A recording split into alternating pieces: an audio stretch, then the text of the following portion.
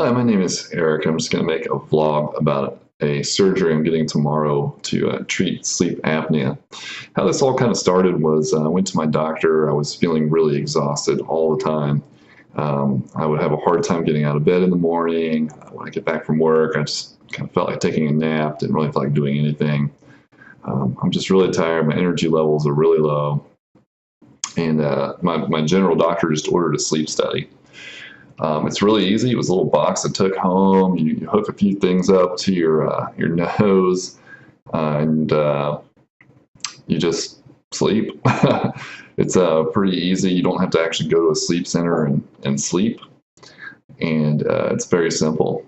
I was diagnosed with sleep apnea. I have over 70 events per hour. That does include what are called hypoapneas, where the airway gets a little bit tight, but you can still breathe a little bit. And then apnea is where you just stop breathing completely. I believe the doctor said I stopped breathing for about 3 minutes was the longest time. I don't even think I could hold my breath for that long if I wanted to try. So that's a little bit frightening. Sleep apnea can cause a lot of issues like heart attacks and strokes as well. It's really hard on your body. So it's something I really wanted to take care of. Over the years, I did know I was snoring quite a bit. People told me I was snoring, and I tried sleeping on my side, which I think helped lessen the problem. But I had an accident about 10 years ago, and my shoulders, my ribs, they really start to hurt the more I sleep on my side. And I would toss and turn all night because of that. I noticed that laying on my back is much more comfortable, but that's when the snoring starts and makes things worse. I tried lots of different treatments. The first one was the CPAP. That's kind of the easiest thing to try first. I tried it for roughly 2 months. I've heard from a lot of people it takes about 2 or 3 weeks to get used to. So I gave it 8 weeks. I went through about 6 or 7 different masks. Nothing really worked out for me. I would often wake up in the night and I'd have a really hard time breathing, even though I had the CPAP on. It would push a lot of gas down into my stomach, and I'd wake up and I'd feel like I had to vomit, and then I'd let out this huge burp. And it just didn't work. The more I used it, the worse I felt. So it wasn't working out for me.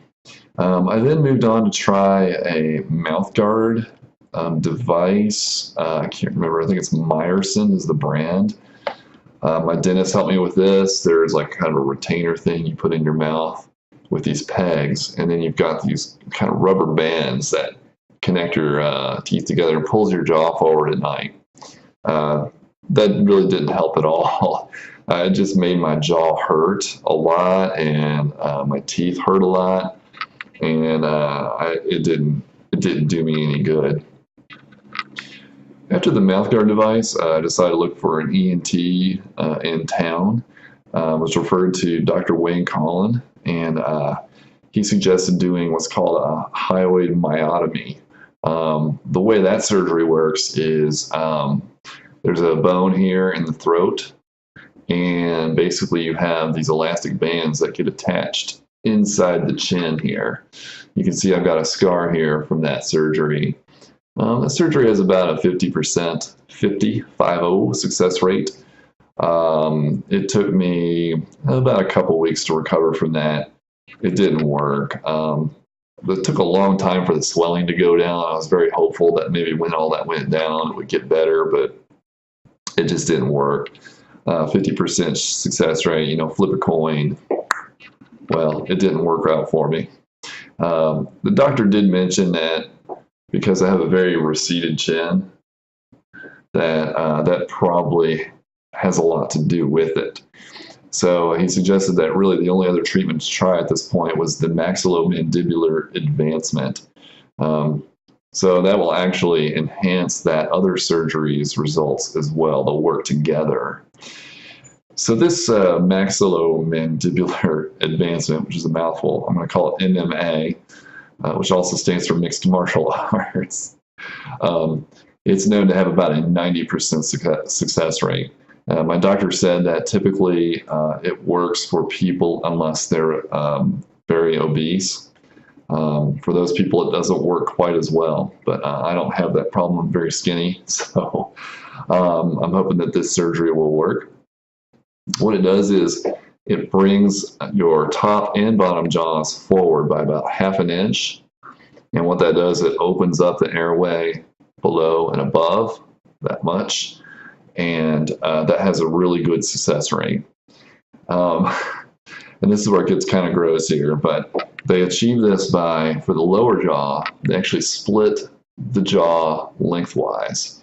So imagine you take like a wooden board and you cut it down the side or down the middle, and then you can slide it, and that makes the board longer, sort of.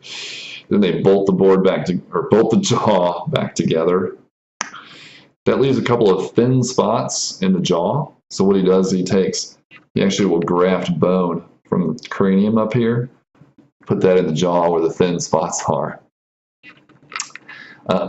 They can also, what he's going to do is advance the top jaw as well. I guess this can be separated. Don't ask me how, I'm not the doctor. Then brought forward, bolted back into place, and it'll bring all that forward. There will be a kind of a physical appearance change. So, all this is going to be about ½ an inch more out. So I'll have a little bit more pronounced chin, because I really don't have a chin at all as it stands. So that's pretty cool. Now, I think one thing that a lot of people are not understanding about this, they think I'm going to have my jaw wired shut after this. The doctor says it's likely that I won't have the jaw wired shut. I guess they've gotten better at these techniques, and it may not need to be wired shut. So we'll see. Hopefully not. So what's really cruddy about the whole recovery process is kind of like if you break an arm or a leg, you can't use that arm or leg for about 6 weeks to 2 months. The same will be true here. I can't put any pressure on these bones for about 2 months, which means no chewing, which means I need to basically live on a kind of a liquid diet. He calls it a blended diet. You could throw whatever you want in a blender and drink it. I don't know. We'll see. It's a lot of fruit smoothies. I got a protein powder food supplement called Huel. I'm going to try that out and see how that goes. I've tried it out. It kind of tastes like oatmeal, but it has like some protein in it and oats for some carbs. So you get a little bit of everything with that. So it'll be kind of cool. Hopefully that'll be enough. So I'll be watching my weight, kind of posting along in the vlog about how my weight's doing. See if I'm losing much weight or if I can keep it up through drinking a lot of fruit smoothies and Huel. And I don't know. I guess I'm going to need to really get good at making soup. So we'll have to see how that goes. That surgery will last for about 8 hours, and I'm expected to be staying in the hospital for 2 or 3 days after that. So tomorrow is Monday is the surgery, and I hope to be out Wednesday or Thursday. So I'm hoping to kind of post updates as I go along.